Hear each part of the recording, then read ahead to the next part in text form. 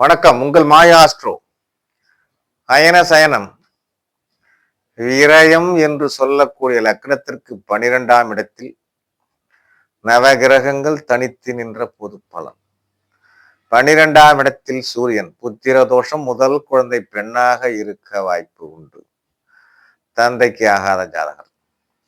அதான் என்னன்னு கேட்டீங்கன்னா, இவங்களுக்கு புனித யாத்திரை அதிகம் செய்வதற்கான வாய்ப்பு உண்டு.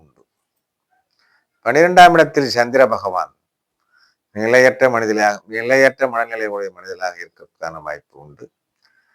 கடல் வணிகம் சிறப்பை தரும்.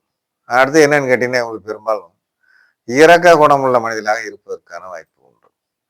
12ஆம் இடத்தில் செவ்வாய் பகவான் அயன தயன தோஷம், தூக்கமின்மை, இது போன்ற விஷயங்கள் ஏற்பட வாய்ப்பு உண்டு.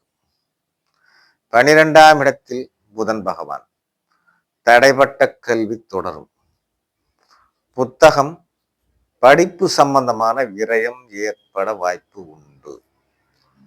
12ஆம் இடத்திலே குரு பகவான் ஆன்மீகம், புத்தகம் சம்பந்தமான விரயம். கோயில் கட்ட, நன்கொடை கொடுக்க முதல் ஆளாக வருவதற்கான வாய்ப்பு உண்டு இவருக்கு. அடுத்தது 12ஆம் இடத்தில் சுக்கிர பகவான் தன்னுடைய சுகபோக வாழ்க்கைக்காக நிறைய செலவுகளை செய்பவர்களாக இருப்பதற்கான வாய்ப்பு உண்டு.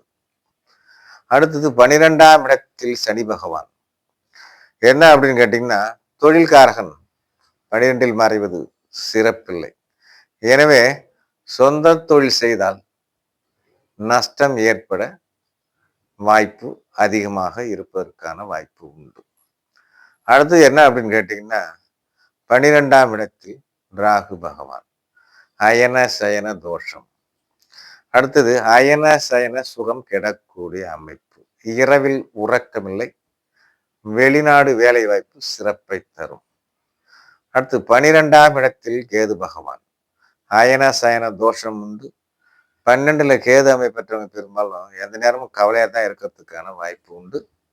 வெளிநாடு வேலை வாய்ப்பு, வெளிநாடு வாய்ப்பு சிறப்பை தரும் என்று கூறி, இதுவே 12ஆம் இடத்தில் நவ கிரகங்கள் அமர்ந்த தனித்து நின்ற பொதுப்பலன் என்று கூறி மற்றொரு வீடியோவில் சந்திப்போம்.